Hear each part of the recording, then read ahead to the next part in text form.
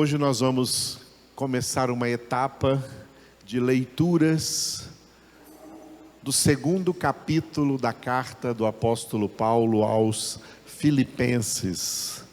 Filipenses, iniciando hoje no capítulo de número 2. Filipenses, capítulo 2, todos juntos.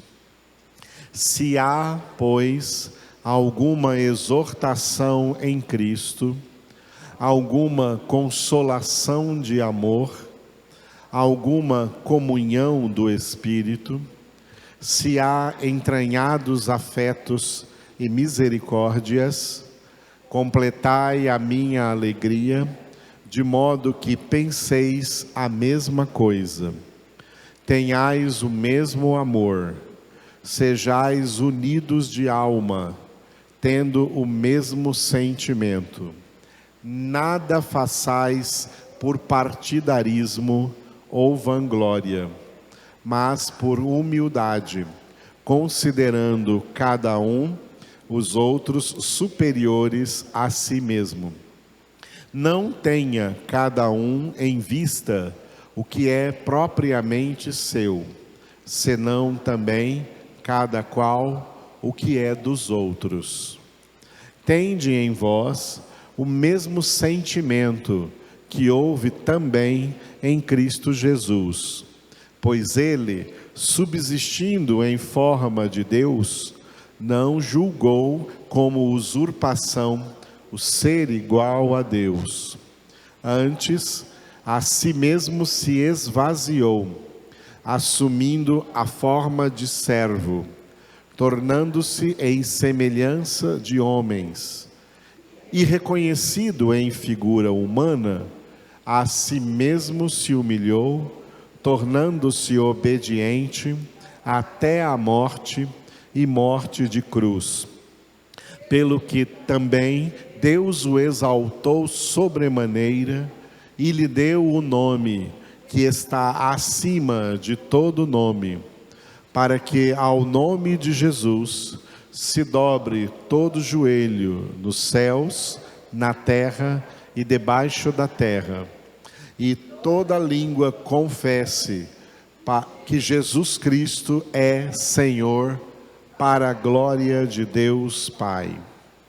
Assim, pois, amados meus, como sempre obedecestes, não só na minha presença, porém muito mais agora, na minha ausência, desenvolvei a vossa salvação com temor e tremor, porque Deus é quem efetua em vós tanto o querer como o realizar segundo a sua boa vontade.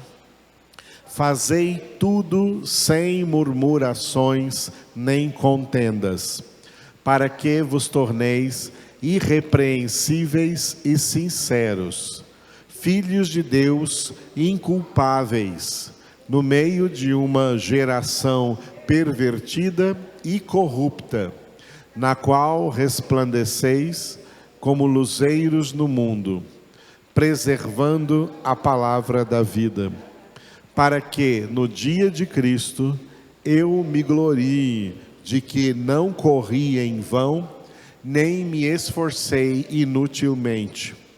Entretanto, mesmo que seja eu oferecido por libação sobre o sacrifício e serviço da vossa fé, alegro-me e com todos vós me congratulo.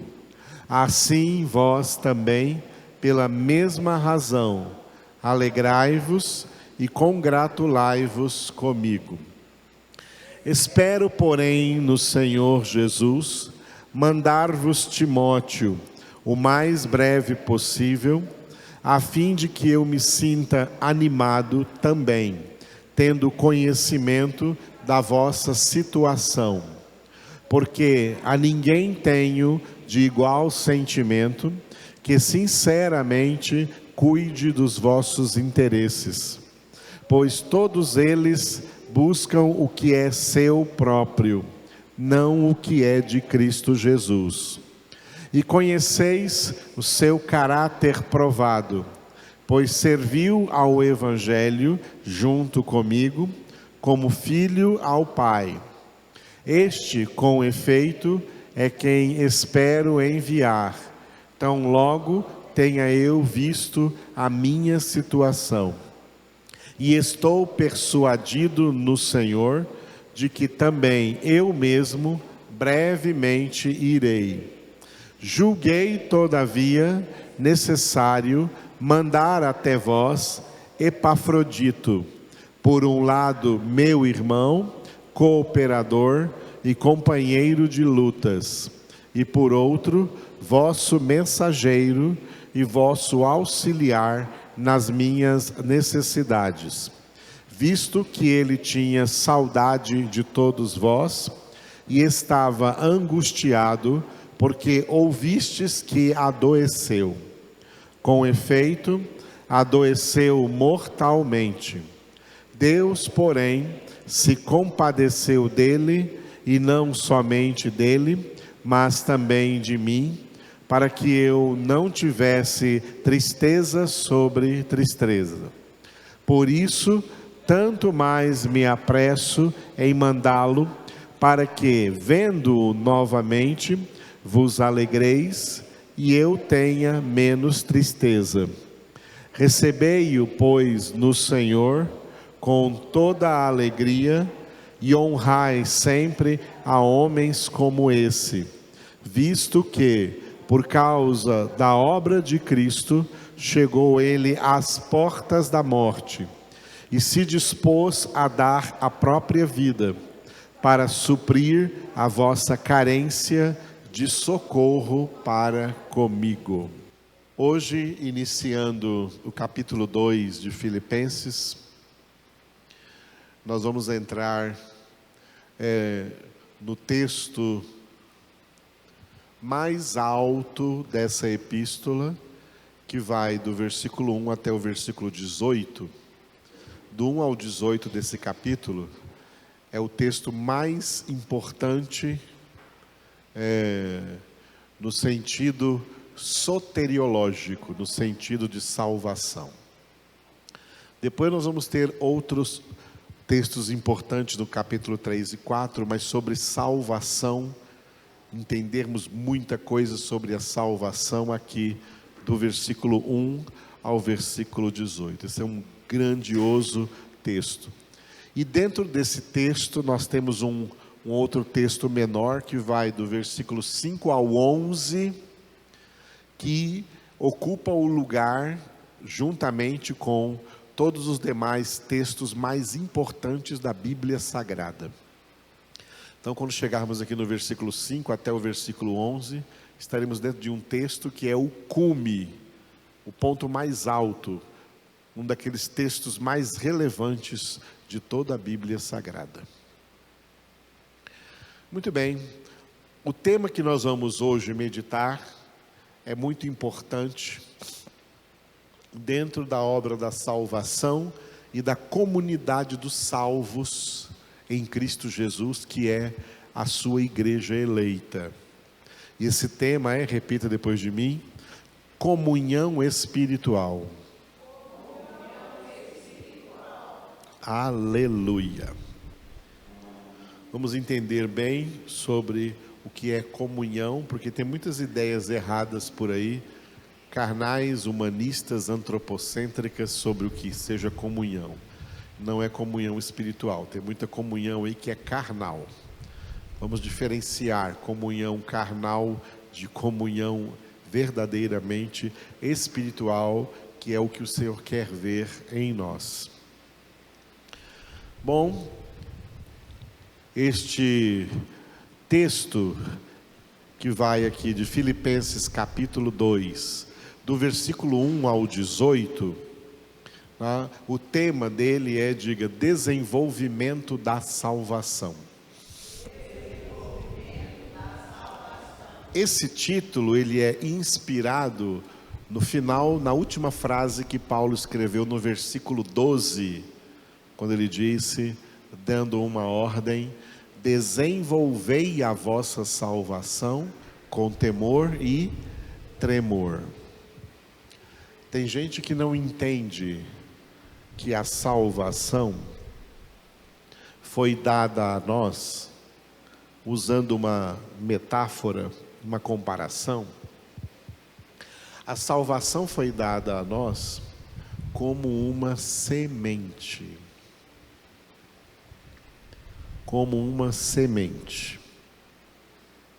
Já que eu estou falando de semente, vamos usar uma planta, uma árvore. Vamos supor que você está com um grande desejo de comer manga. E você ora ao Senhor e pede: Senhor, me dê uma manga. O Senhor vai responder essa oração não te dando uma manga. Ele vai responder essa oração te dando uma semente de mangueira. É assim que Deus age. Nós somos muito imediatistas por causa do pecado e queremos o que queremos na hora. Deus não dá as coisas assim, não. Não é assim que Deus age. Deus nos dá bênçãos em forma de semente. Se você guardar essa semente lá numa gaveta qualquer, em algum recipiente qualquer na sua casa, e não fizer nada com ela, ela vai continuar lá, sendo uma semente, mas não vai produzir nada. Eu pedi e Deus não me deu. Mas se você pegar aquela semente de mangueira e plantar e ter paciência, Deus quer ver em nós paciência, Deus quer ver em nós longanimidade, Deus quer ver em nós zelo, Deus quer ver em nós cuidado, e você cuida dessa plantinha que vai brotando, crescendo, colocando num lugar onde haja sol e também sombra e água suficiente para crescer, se tornar uma árvore. Aí olha como Deus atendeu a sua oração. Ele não lhe deu uma manga, Ele lhe deu uma mangueira, uma árvore lotada de mangas deliciosas.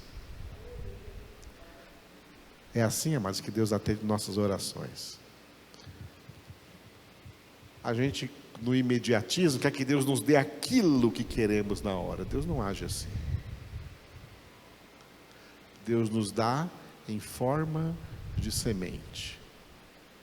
Isso acontece com todas as bênçãos, mas principalmente com a maior de todas as bênçãos. A maior de todas as bênçãos de Deus para nós é a salvação. Receber a salvação, nós recebemos de graça, não pagamos nada porque nem poderíamos pagar. Receber a salvação, recebemos de graça. Só que a recebemos em forma de uma semente. É preciso desenvolver essa semente. É preciso plantar essa semente. É preciso regar essa semente. Isso é o desenvolvimento da salvação. Por isso que a salvação tem 3 níveis, sendo 2 deles imediatos, 2 deles acontecem de maneira rápida, mas o principal deles dura a vida toda. É um processo durando a vida toda. O primeiro nível é rápido, é a conversão. A partir do primeiro minuto da sua conversão, o pecador entra no processo de santificação. O segundo nível é a santificação, sem a qual ninguém verá o Senhor, e que vai durar a vida toda, e só vai ter salvação de fato aquele que perseverar até o fim. Aí quem perseverar até o fim na sua santificação, ele vai para o terceiro nível, que é a glorificação, que também vai ser instantânea, num piscar de olhos, como está escrito em 1 Coríntios 15. Num piscar de olhos seremos transformados. Então, conversão, santificação, glorificação, o processo mais longo é a santificação. A santificação é o desenvolvimento da salvação, onde você desenvolve essa semente que você ganhou na conversão. Na conversão você ganha a salvação. Na santificação você desenvolve a salvação. E na glorificação você alcança a plenitude da salvação. Agora, quem não desenvolver, não terá salvação. Porque não é sem conversão que ninguém verá o Senhor. É sem santificação que ninguém verá o Senhor. Portanto, não adianta nada andar dizendo por aí que é convertido, mas não está se santificando. Isso é um fenômeno que ocorre com a maioria esmagadora desse povo que se chama evangélico hoje em dia.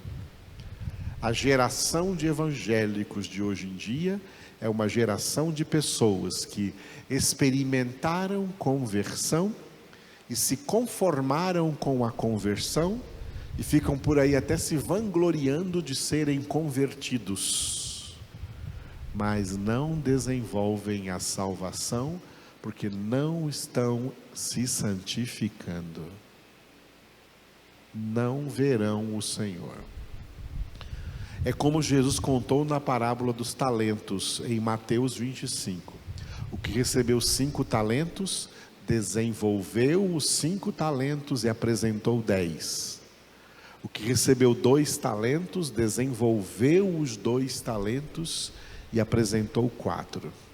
Mas o que recebeu só 1 talento, não o desenvolveu, o escondeu para depois devolvê-lo ao Senhor. O Senhor chamou esse servo aí de servo mau e preguiçoso e deu ordem aos anjos: amarra esse homem de mãos e pés e lança-o fora do meu reino, lá nas trevas exteriores, onde haverá choro e ranger de dentes. E pega o talento que eu dei para ele e dá para aquele que tem 10.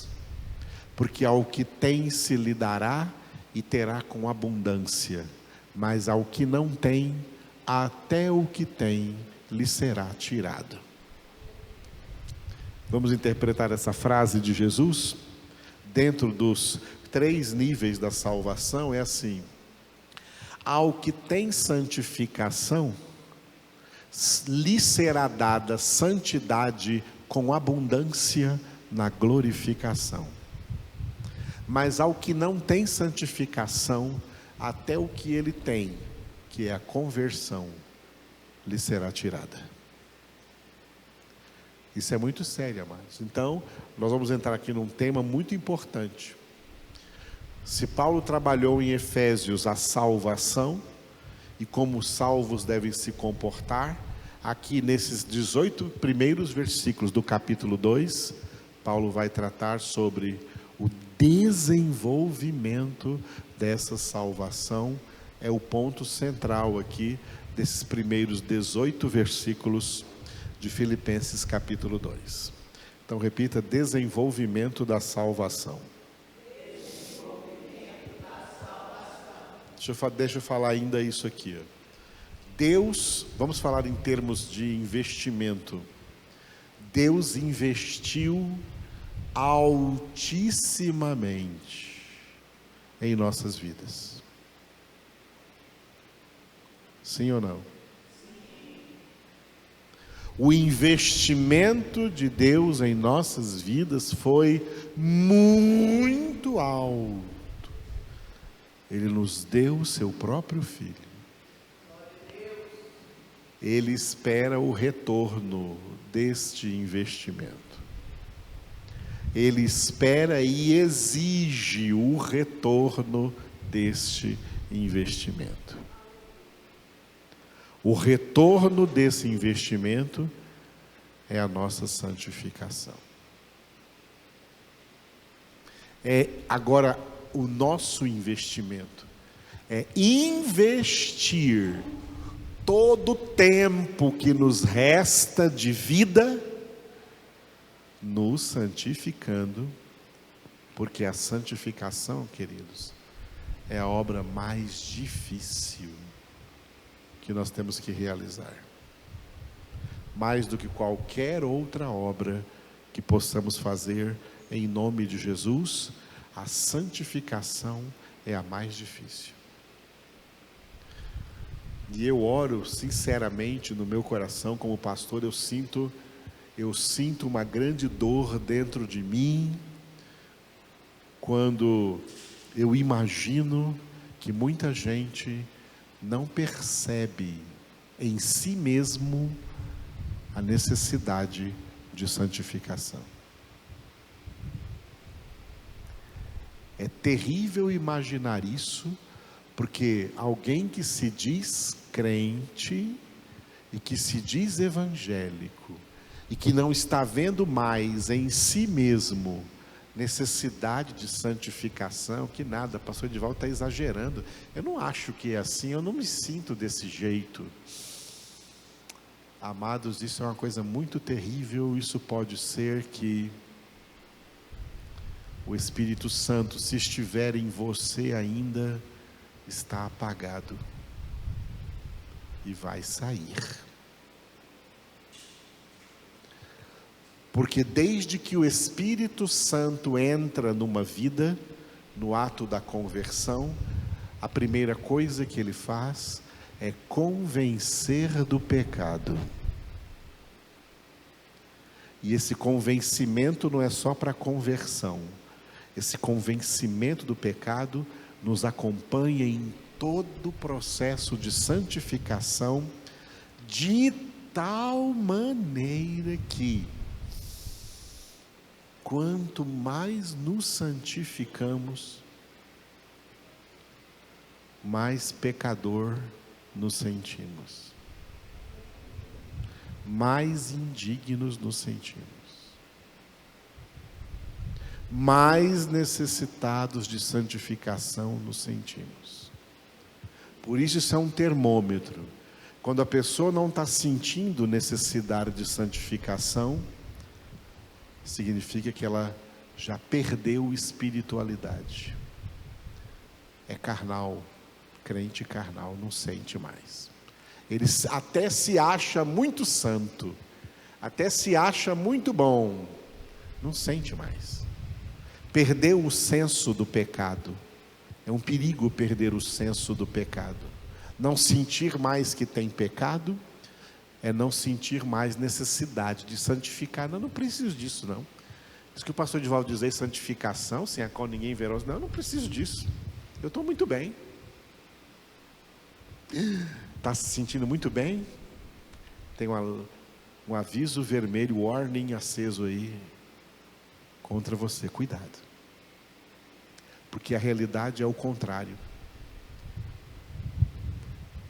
A realidade, do ponto de vista humano, deveria ser assim: quanto mais alguém se santifica, mais santo deveria se sentir. Não é assim. É o contrário.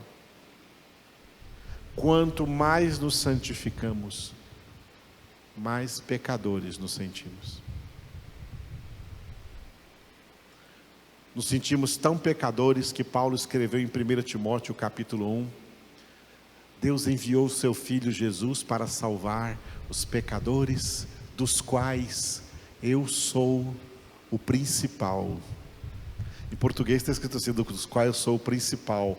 Em grego está escrito assim, Paulo disse, Jesus veio salvar os pecadores, dos quais eu sou o pior.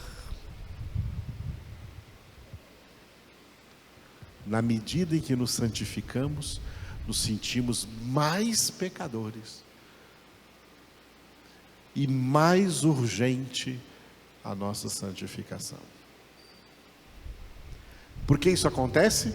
Para que a gente não pare de desenvolver a salvação, para que a gente não se conforme nunca do jeito como está,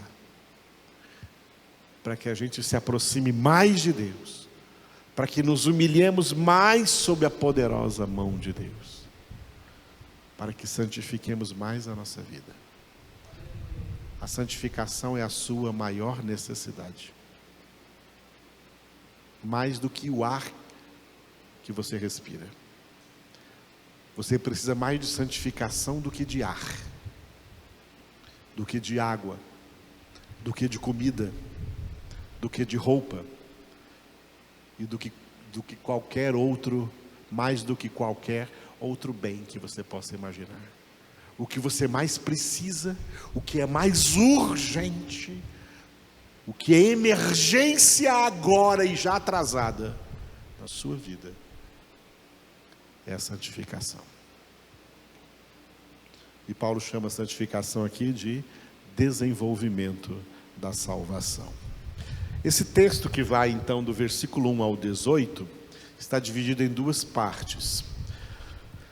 Do versículo 1 ao 11, diga salvação. Paulo vai trazendo um resumo soteriológico, um resumo da salvação em Cristo Jesus, na pessoa do Senhor Jesus Cristo. E aí ele vai entrar no segundo nível da salvação. No versículo 12 vai até o 18, diga santificação. Hoje nós estamos então entrando na primeira parte aqui, Efésios 2, de 1 a 11, diga de novo, salvação. Muito bem. Uma outra coisa muito importante que de vez em quando eu digo para vocês é o seguinte: o mundo assim chamado gospel de hoje, o mundo evangélico, ele recebeu nos últimos 43, 44 anos, várias tsunamis destruidoras de heresias, de falsas doutrinas. E todas essas heresias, todas, sem escapar nenhuma, todas essas falsas doutrinas têm uma coisa em comum: elas são facilitadoras da salvação. São doutrinas que dão a ideia para as pessoas que a salvação está tranquilo, é fácil, está tranquilo, salvação não precisa se preocupar, está tranquilo, é muito fácil. A verdadeira doutrina bíblica sobre salvação diz o contrário, diz que salvação é difícil. O Salvador, Jesus, disse que a salvação é por uma porta estreita e um caminho apertado, e são poucos os que conseguem chegar até o fim. Pedro, em 1 Pedro 4,18, disse que é com dificuldade, não com facilidade, é com dificuldade que o justo, não é qualquer pessoa não, o justo é salvo. Se é com dificuldade que o justo é salvo, onde vai comparecer o ímpio, sim, o pecador? Salvação não é fácil não, irmãos. Muitas igrejas protestantes, com a reforma protestante estagnada e em retrocesso, estão imitando o catolicismo.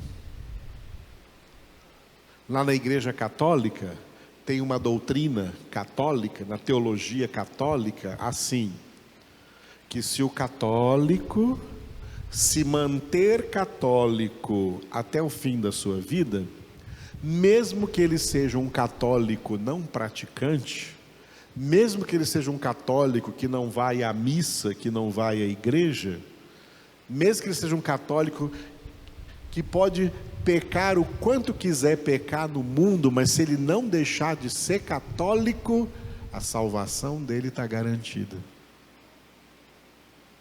Isso é a doutrina da teologia católica. Eu estudei toda essa doutrina, por isso que eu conheço. É por isso que tem muita gente que fala assim: eu nasci católico e vou morrer católico. Já viu pessoas falando isso? É porque elas conhecem essa doutrina. Na igreja católica ensina isso para eles. Olha, eu só tenho que não deixar de ser católico. Se eu ficar sendo católico até o fim, a minha salvação está garantida, eu posso fazer o que eu quiser. E por isso muitos deles até fazem um adesivo e colocam lá no carro: sou feliz por ser católico. Pode fazer o que quiser, pode ver do jeito que quiser, só não pode deixar de ser católico. Se deixar, perde a salvação. E eles chegam a dizer o seguinte: se passar para uma igreja protestante, perde a salvação. Tem que ficar sendo católico para o resto da sua vida.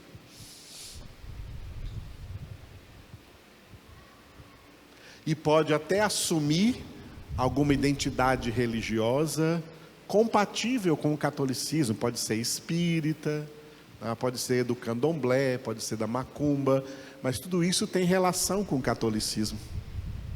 Não tem problema, continua sendo católico. Um católico espírita, um católico macumbeiro, um católico do candomblé.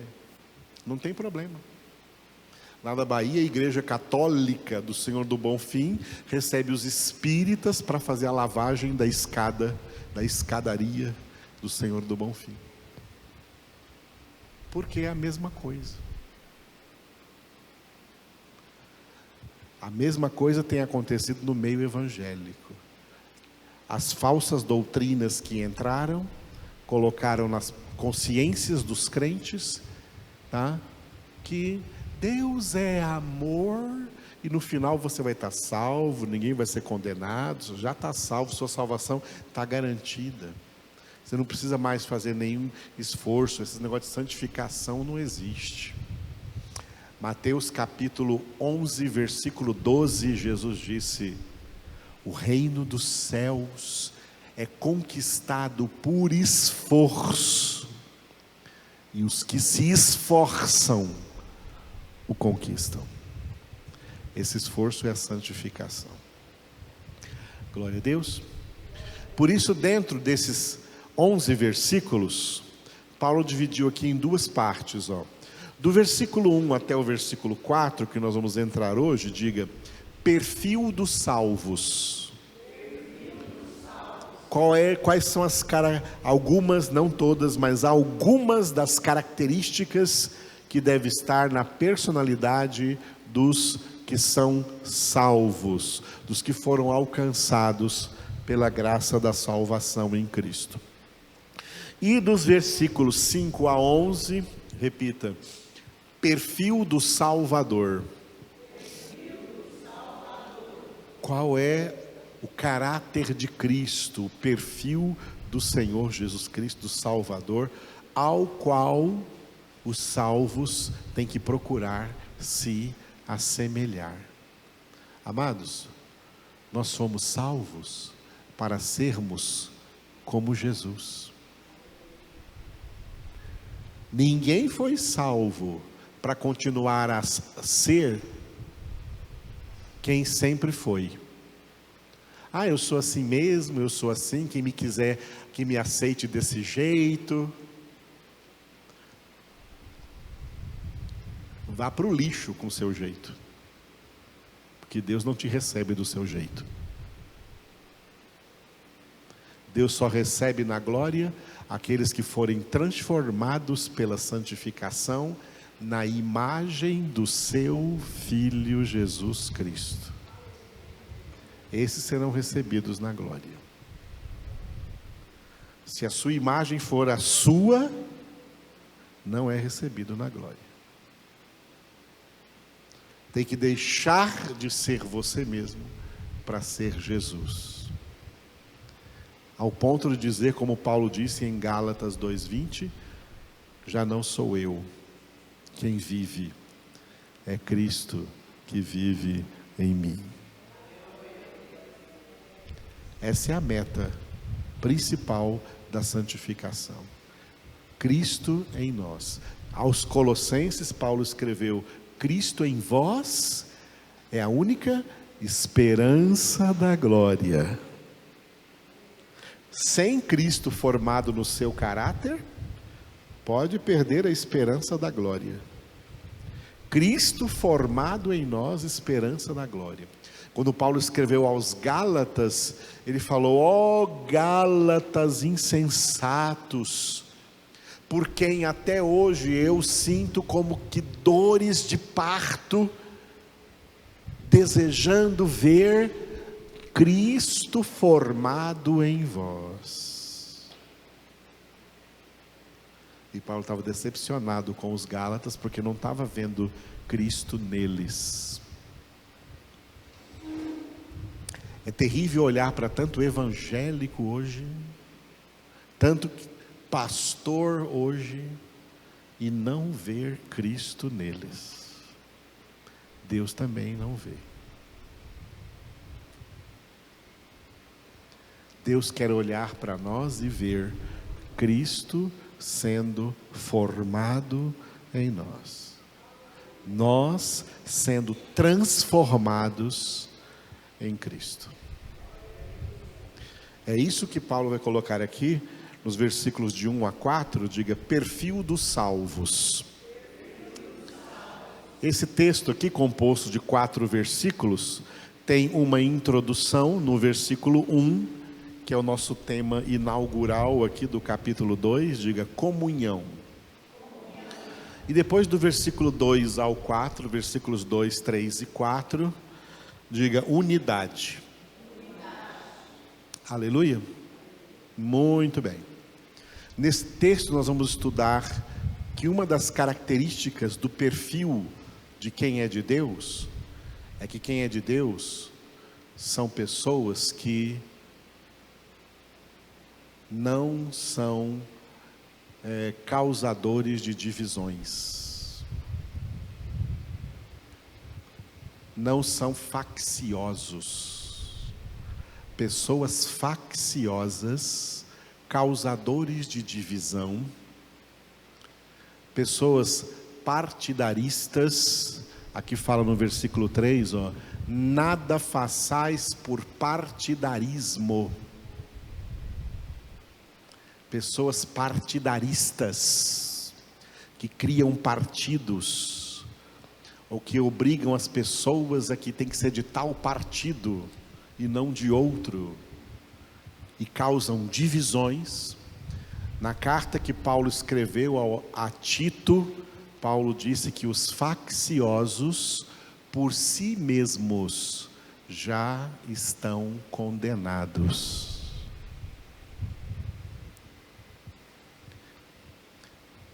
Facciosos é uma coisa que não faz parte do perfil dos salvos.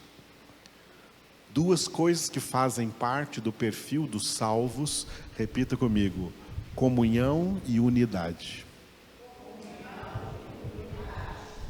Aleluia. Vamos começar com a comunhão, então, no versículo 1. Versículo de número 1.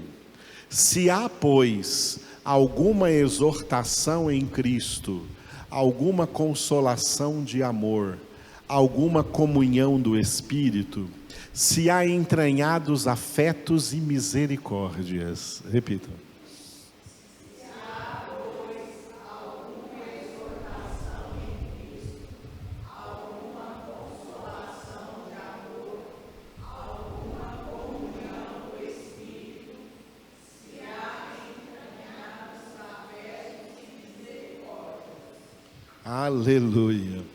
Paulo está citando aqui, claro, esse versículo termina com reticências, porque ele vai continuar no versículo 2, mas nós vamos entrar no versículo 2, pela graça de Deus, só na próxima quarta-feira. Mas Paulo acrescenta aqui, coloca aqui, alguns elementos muito importantes.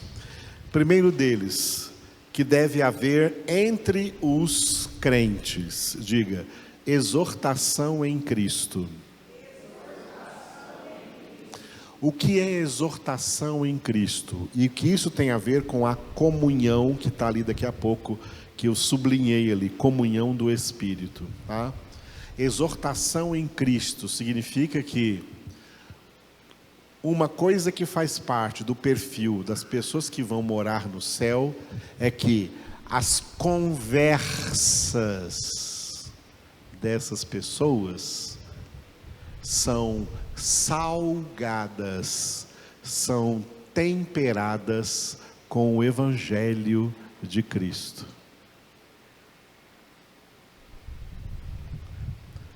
Por exemplo, Hebreus capítulo 10, versículo 25, está escrito: não deixemos de congregar-nos, como é costume de alguns, antes façamos admoestações, e tanto mais quanto vedes que o dia se aproxima, ou seja, façamos admoestações uns aos outros, uns admoestando aos outros na palavra, uns exortando aos outros mutuamente na palavra.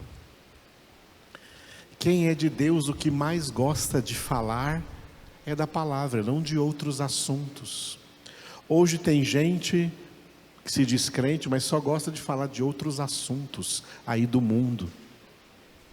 Quem é de Deus gosta da exortação em Cristo, que é falarmos uns com os outros de coisas que verdadeiramente nos edificam e tem a ver com a nossa vida eterna e não com a vida terrena.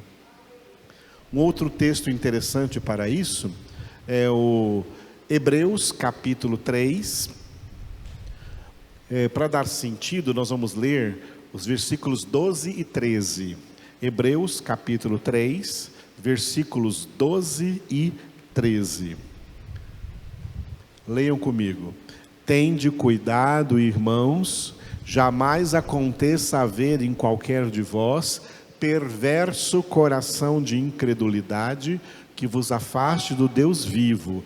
Pelo contrário, exortai-vos mutuamente cada dia, durante o tempo que se chama hoje, a fim de que nenhum de vós seja endurecido pelo engano do pecado.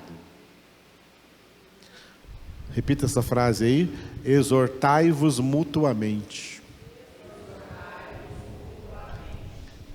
Falando uns com os outros a palavra de Deus. Isso é exortar-vos mutuamente, isso é exortação em Cristo. Quando Paulo escreve aos Filipenses, ele escreve dizendo: olha, eu espero que vocês estejam exortando uns aos outros, se exortando mutuamente em Cristo. Isso é uma das características que fazem parte do perfil dos verdadeiros salvos. Eu pessoalmente não gosto de estar em nenhuma roda em que o assunto é outro, a não ser Jesus, a não ser a palavra de Deus. Não me sinto incomodado. Quer falar de outro assunto? Eu não quero. Quer falar de futebol? Eu não quero. Quer falar de algum esporte? Eu não quero. Quer falar de política? Eu não quero. Quer falar de economia? Eu não quero. Quer falar de moda? Eu não quero. Quem é de Deus só quer falar de Deus. Talvez você é fanático. Não, fanático é pouco para mim. Porque fanático significa ser fã. Fanático vem de fã. Eu não sou fã de Deus. Eu sou propriedade exclusiva de Deus. Quem é propriedade exclusiva de Deus e o Senhor conhece os que lhe pertencem, só gostam de falar dele porque a boca fala. Então diga: exortação em Cristo Segunda coisa, diga, consolação de amor. Exortação em Cristo tem a ver com a comunhão, porque a comunhão espiritual é termos as mesmas palavras de Cristo para nos exortar uns aos outros. Para nos exortar significa animar uns aos outros, fortalecer uns aos outros. Quando fazemos isso, nós estamos também fazendo consolação de amor. Tem gente que confunde muito a palavra consolação. Consolação, tá? Na língua grega, como também na língua inglesa, por exemplo, vem do verbo confortar. Consolação, comfort, confortar, que significa nos fortalecer juntos. Nos fortalecer juntos. Consolação em amor é nos fortalecer juntos. Quando estamos juntos, exortando uns aos outros com a palavra, conversando uns com os outros sobre a palavra de Deus, nós estamos nos fortalecendo espiritualmente uns aos outros, e isso é uma das manifestações do amor de Deus que é derramado em nossos corações pelo Espírito Santo. O amor de Deus nos enche de desejo de que cada um dos nossos irmãos sejam fortes em Cristo, sejam fortalecidos em Cristo, para que tenham condições de passar por qualquer situação difícil que se apresente na sua vida, em suas circunstâncias. Nós temos que ajudar uns aos outros, isso é consolação de amor, fortalecermos uns aos outros. Pode acreditar, quando você está numa roda e o assunto não é Jesus, seja que assunto for, não fortalece ninguém. Não fortalece ninguém. Só são fortalecidos numa roda, se nessa roda o assunto for Jesus. O assunto for o Evangelho de Cristo. O assunto for a palavra de Deus. Me responda bem sinceramente, você quer mesmo ir para o céu? E que assuntos você acha que teremos lá?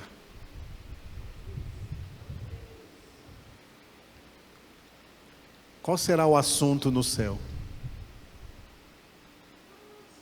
Ah, você lembra daquele jogo de futebol?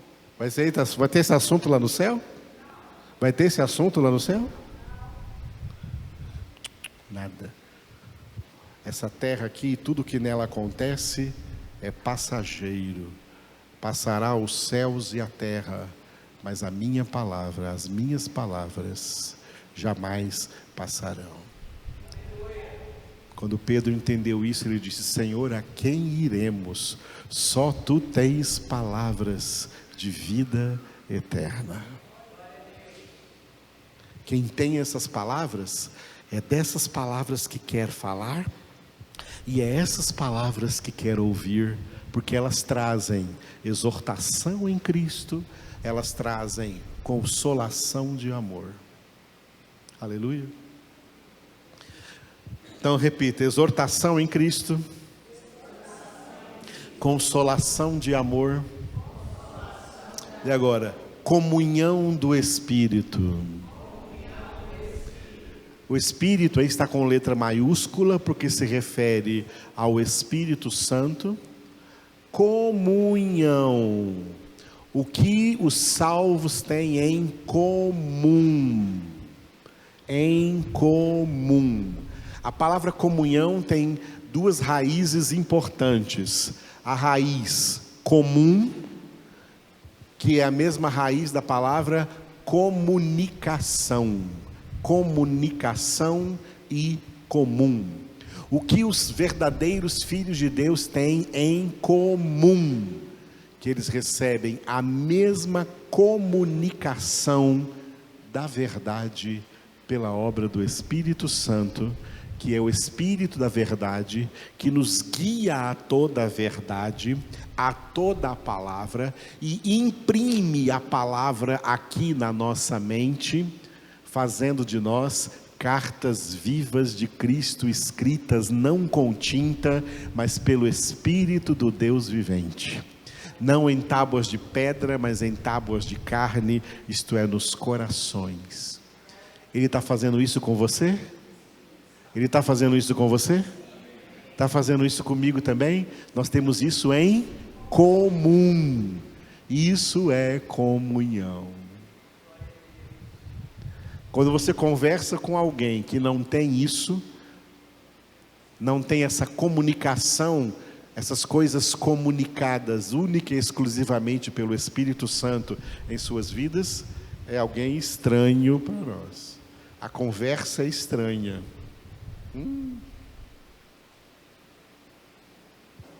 A conversa de quem? As palavras que saem da sua boca são palavras que foram comunicadas à sua alma pelo Espírito Santo. Essas palavras são exortação em Cristo, essas palavras são consolação de amor, essas palavras provam a comunhão do Espírito. Isso é, irmãos, comunhão espiritual, tá?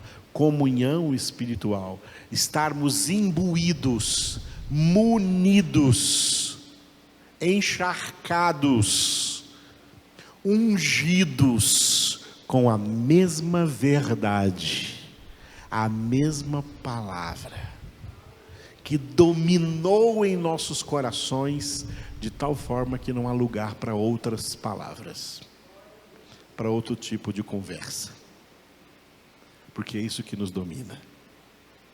Aleluia. Então repita: exortação em Cristo,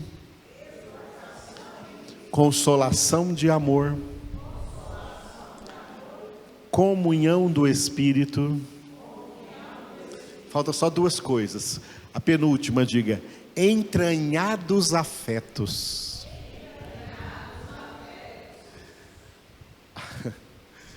Oh, aleluia. Amados, verdadeiros, eu disse verdadeiros irmãos em Cristo, sentem que não precisam ter pé atrás contra nenhum irmão. Ao invés disso, tem entranhados afetos para com todos. Entranhados afetos. Puxa, essa pessoa, esses irmãos, eles têm comunhão espiritual comigo, de tal forma que eu amo afetivamente, carinhosamente, cada um deles. Não desconfio de ninguém, não tenho pé atrás com ninguém, não preciso, usar uma expressão que minha esposa fala muito, não preciso ficar pisando em ovos, com medo de quebrar, porque é uma pessoa que tem comunhão espiritual. Quem tem comunhão espiritual é livre de intrigas, tá? É livre de picuinhas. Gente cheia de intrigas, gente cheia de picuinhas, não tem como você se aproximar, ter afetividade com elas. Mas gente que tem o mesmo Espírito, e pelo mesmo Espírito, a mesma unção, a mesma munição de conhecimento espiritual, a mesma palavra de Deus edificando a sua vida, que tem a sua vida sendo edificada sobre a rocha, essas pessoas têm tanta comunhão que podem desenvolver entranhados afetos entre si, verdadeira afetividade. O que eu vejo é muita gente fria umas com as outras, frios uns com os outros, parece que estão caindo exatamente naquilo que Jesus disse: com a multiplicação da iniquidade, o amor de quase todos se esfriará. Estou vendo muita gente fria. e vendo hereges tentando provocar falso fogo, fogo estranho nas pessoas, que não é o verdadeiro afeto, não traz entranhados afetos.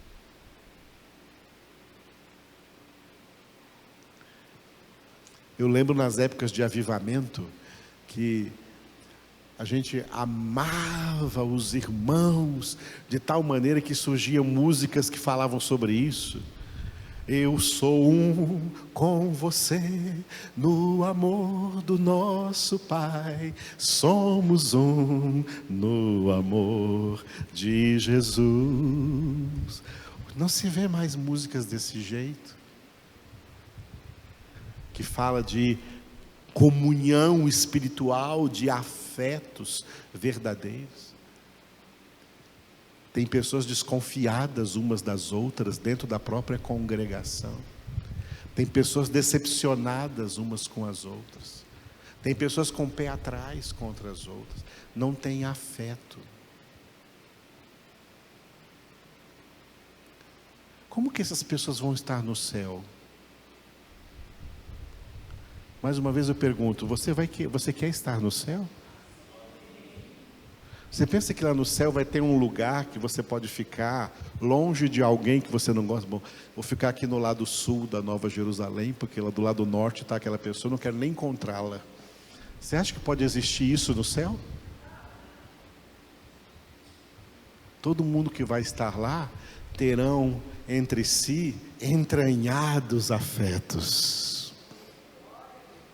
Isso tem que fazer parte do perfil de quem vai morar no céu, começando daqui, da terra. Mas eu tenho medo de que alguém me machuque. Mas pessoas vão te machucar.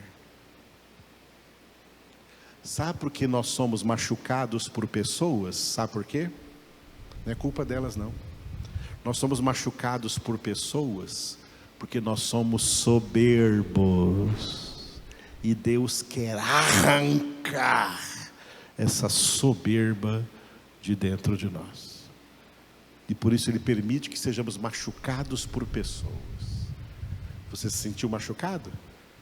É o seu orgulho falando, é a sua soberba falando, e agora você tem que exercitar e colocar em prática o mandamento do perdão incondicional. Pessoas te machucando, é Deus providenciando para você o treinamento da prática do perdão. Porque quem não sabe perdoar, não vai para o céu. O nosso Salvador nos deu o exemplo na cruz. Pai, perdoa-os, porque não sabem o que fazem. Mesmo na cruz, sangrando e sentindo dores lancinantes, Jesus ainda tinha entranhados afetos, até por aqueles que o estavam matando, e desejando a salvação deles, desejando que fossem perdoados. Está entendendo o que é cristianismo verdadeiramente bíblico? Vamos para a última palavra. Repita: exortação em Cristo, consolação de amor, comunhão do Espírito, entranhados afetos.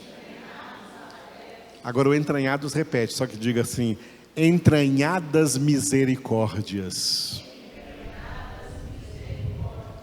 Aleluia. Quanta gente aprendeu a falar: oh Senhor, tem misericórdia, não é verdade? Não pedimos, tem misericórdia. Jesus falou que nós temos que não apenas querer a misericórdia de Deus, mas que nós temos também que ser misericordiosos com as pessoas. Sede misericordiosos, como vosso Pai Celestial também é misericordioso. Jesus disse. Já vi tanta gente querendo misericórdia, mas não sendo misericordioso com ninguém. E Paulo está falando aqui de entranhadas.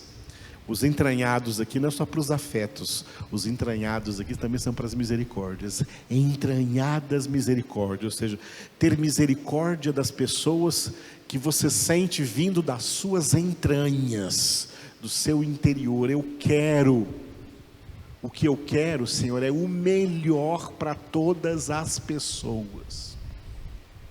Eu quero o melhor para todas as pessoas. Inclusive para aquelas que não gostam de mim, eu quero o melhor para elas. Eu oro em favor delas. Eu oro abençoando-as.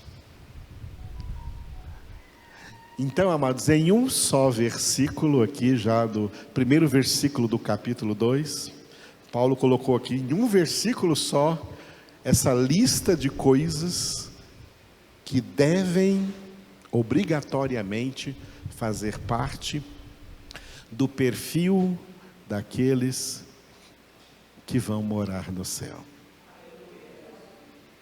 Não vai morar no céu? Não precisa de nada disso não. Pode se vingar, pode bater, pode ser cruel, pode fazer o que você quiser. Agora, se vai morar no céu, tem que ser obrigatoriamente, radicalmente diferente. Aleluia. Repita: exortação em Cristo, consolação de amor, comunhão do Espírito, entranhados afetos, entranhadas misericórdias. Aleluia.